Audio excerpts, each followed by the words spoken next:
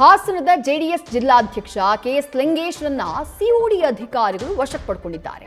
ಯಾವ ಪ್ರಕರಣ ಅಂದ್ರೆ ಬಗರ್ ಹುಕುಂ ಯೋಜನೆಯಲ್ಲಿ ಅವ್ಯವಹಾರ ಆದಂತಹ ಪ್ರಕರಣಕ್ಕೆ ಸಂಬಂಧಪಟ್ಟ ಹಾಗೆ ಇವರು ಬೇಲೂರು ಶಾಸಕರಾಗಿದ್ದಂತಹ ಟೈಮ್ನಲ್ಲಿ 750 ಕೋಟಿ ಹಗರಣದ ಆರೋಪ ಕೇಳಿಬಂದಿತ್ತು. ಆವತ್ತು ಸಿಒಡಿಗೆ ಕೋಲಾರದ ರಾಜಣ್ಣ ಅನ್ನೋರು ಕಂಪ್ಲೇಂಟ್ ಅನ್ನ ಕೊಟ್ಟಿದ್ರು. ಈ ನಡುವೆ ಜಾಮೀನಿಗಾಗಿ ಅರ್ಜಿಯನ್ನ ಹಾಕಿದ್ರು ಕೆಎಸ್ ಲಿಂಗೇಶ್.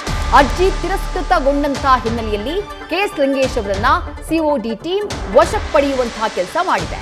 ಲಿಂಗೇಶ್ ಜೊತೆಗೆ ಮಾಜಿ ಅಧಿಕಾರಿಗಳು ಕೂಡ ಅವರನ್ನ ಕೂಡ ವಶಕ್ಕೆ ಪಡೆಯಲಾಗಿದೆ ಅನ್ನುವಂತಹ ಮಾಹಿತಿ ಲಭ್ಯವಾಗ್ತಾ ಇದೆ.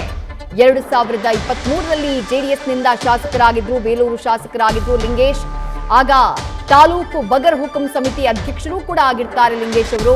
5 ವರ್ಷಗಳ ಅವಧಿಯಲ್ಲಿ ಸುಮಾರು 750 ಕೋಟಿ ಹಗರಣವನ್ನ ಎಸಗಿದ್ದಾರೆ ಅನ್ನುವಂತಹ ಆರೋಪ ಈ ವಿರುದ್ಧ ಕೇಳಿ ಬಂದಿತ್ತು.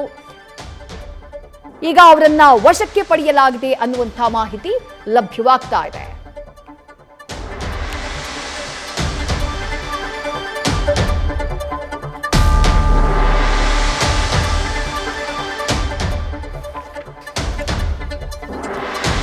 ಹಾಸನ ಜೆಡಿಎಸ್ನ ಜಿಲ್ಲಾಧ್ಯಕ್ಷ ಈ ಕೆಎಸ್ ಲಿಂಗೇಶ್ ಅವರು ಸದ್ಯ ಸಿಒಡಿ ಅಧಿಕಾರಿಗಳು ಇವರನ್ನ ವಶಕ್ಕೆ ಪಡೆಯುವಂತಹ ಕೆಲಸ ಮಾಡಿದ್ದಾರೆ.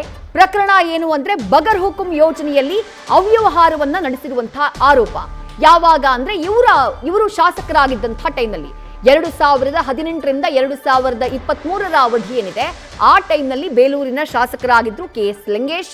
ಆ ಟೈಮ್ನಲ್ಲೇ ಇವರು ಬಗರ್ ಹುಕುಂ ಯೋಜನೆಯಲ್ಲಿ ಅವ್ಯವಹಾರವನ್ನ ಮಾಡಿದ್ದಾರೆ ಅನ್ನುವಂಥ ಆರೋಪವನ್ನ ಮಾಡಲಾಗಿತ್ತು. ಕೋಲಾರದ ರಾಜಣ್ಣ ಅನ್ನೋರು ಕಂಪ್ಲೇಂಟ್ ಅನ್ನ ಕೊಟ್ಟಿದ್ರು. 750 ಕೋಟಿ ರೂಪಾಯಿಯ ಹಗರಣ ಮಾಡಿದ್ದಾರೆ ಅಂತ ಹೇಳಿ. ಹೀಗಾಗಿ ಈ ಪ್ರಕರಣಕ್ಕೆ ಸಂಬಂಧಪಟ್ಟ ಹಾಗೆ ಬಂಧನ ಭೀತಿಯನ್ನ ಎದುರಿಸ್ತಾ ಇದ್ದಂತಹ ಕೆಎಸ್ ಲಿಂಗೇಶ್ ಅವರು ಜಾಮೀನಿಗಾಗಿ ಅರ್ಜಿಯನ್ನ ಹಾಕಿರ್ತಾರೆ. ಆದ್ರೆ ನಿರೀಕ್ಷಣಾ ಜಾಮೀನು ಸಿಗದ ಕಾರಣಕ್ಕಾಗಿ ಅವರ ಅರ್ಜಿ ತಿರಸ್ಕೃತಗೊಂಡಂತಹ ಹಿನ್ನೆಲೆಯಲ್ಲಿ ಸಿಒಡಿ ಅಧಿಕಾರಿಗಳು ಸದ್ಯ ಕೆಎಸ್ ಲಿಂಗೇಶ್ ಅವರನ್ನ ವಶಕ್ಕೆ ಪಡೆಯುವಂತಹ ಕೆಲಸವನ್ನ ಮಾಡಿದ್ದಾರೆ.